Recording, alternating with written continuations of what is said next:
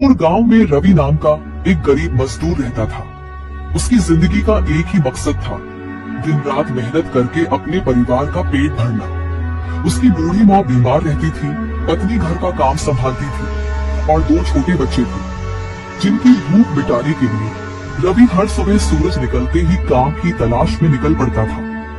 लेकिन इस साल गर्मी ने शिवपुर में जैसे कहर बरपा दिया था। सूरज आग बरसा रहा था, लू इतनी तेज थी कि खेतों की फसलें तक सूखने लगी थी। मजदूरों के लिए तो हालात और भी खराब थे। दिन में इतनी गर्मी होती कि ज्यादातर दुकानदार और गोदाम मालिक काम ही नहीं करवा रहे थे। रवि के लिए ये बहुत मुश्किल समय था। उसकी मजदूरी पहले ही कम हो चुकी थी, ऊपर से माँ की दवाइयाँ और घर का राशन भी खत्म होने वाला था।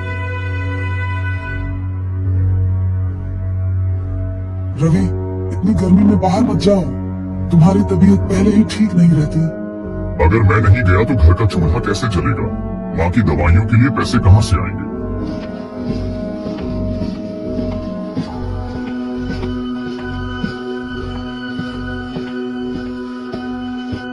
एक दिन रवि अपने दोस्तों सुरेश, रामू और शंकर के साथ गांव के पुराने बरगद के पेड़ के नीचे बैठा था। सभी के चेहरे पर चिंता की लकीरें साफ दिखाई दे रही थी। भाई, यह गर्मी तो जैसे हमारी रोजी रोटी ही छीन लेगी। पहले दिन भर काम मिलता था, अब मुश्किल से कुछ घंटे की मजदूरी मिल रही है।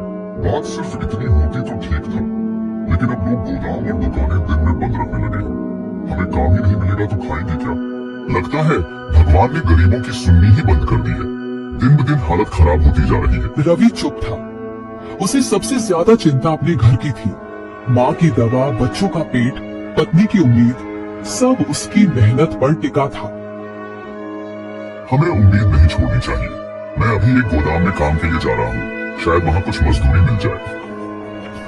सुनो, आज बहुत काम है, जल्दी जल्दी बोरियां ट्रक में ला दो, वरना दिन निकल जाएगा। जी मालिक, मैं पूरी कोशिश करूंगा। सेठ पैसे दे देता है।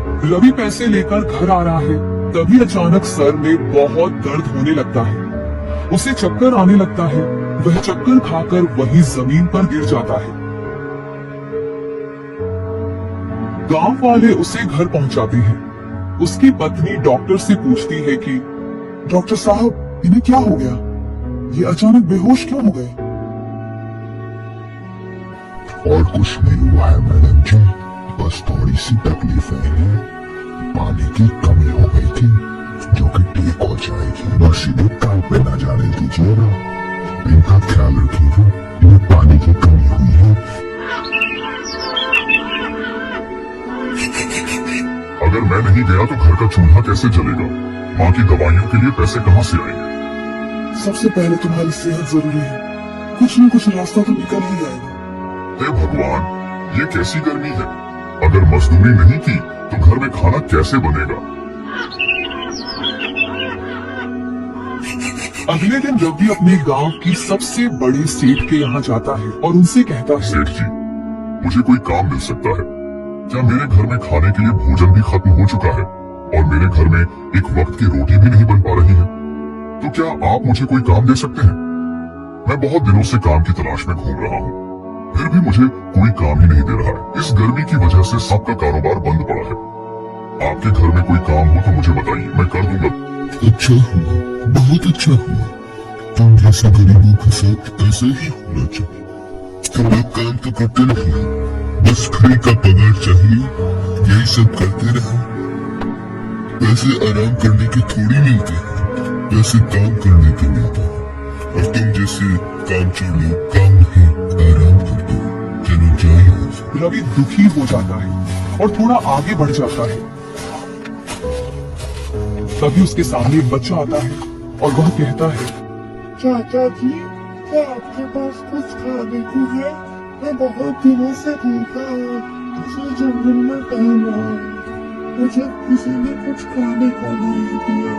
मैं कई दिनों से भूखा हूँ, मुझे कुछ खाने को दे दीजिएगा। बेटा, मेरे पास खाने के लिए कुछ भी नहीं है। तुम मेरे घर चलो, शायद मैं वहाँ पर तुम्हें कुछ खिला सकूं।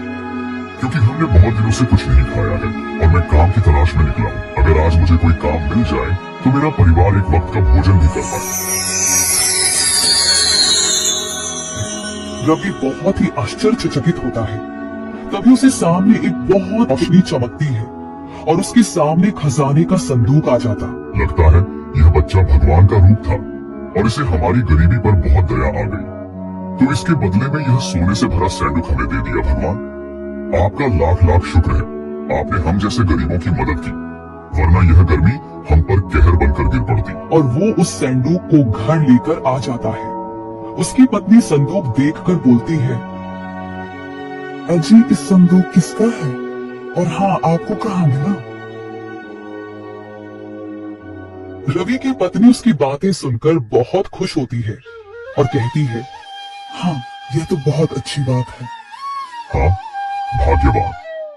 अब मैं इन्हें बेचकर एक अच्छा कारोबार शुरू करूंगा, जिसे मेरे जैसा गरीब लोग मिलकर एक साथ बेचेंगे और गरीबों की मदद के लिए अच्छे पैसे कमाएंगे। भगवान करे कि आपका कारोबार खूब चले और आपके कारोबार में बढ़ोतरी हो। रवि उन पैसे से एक नया रोजगार शुरू करता है और अपने साथ अपने दोस्तों को भी काम पर लगाता है और वह सभी मिलकर